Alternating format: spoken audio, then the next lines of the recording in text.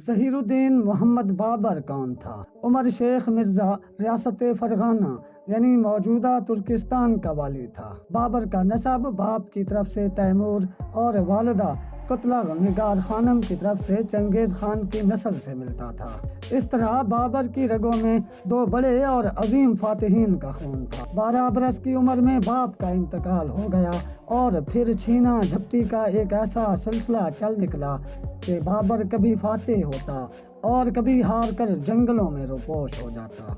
मुश्किलात और मसाइब उठाने के बाद आखिरकार 1504 ईस्वी में बलख और काबल का हुक्मरान बना। ज़हीरुद्दीन मोहम्मद बाबर 1526 ईस्वी में पानीपत के मैदान में इब्राहिम लोधी की 1 लाख अफराद पर मुश्तमिल फौज को सिर्फ 12,000 सिपाहियों के साथ शिकस्त देकर हिंदुस्तान का शहंशाह बन गया।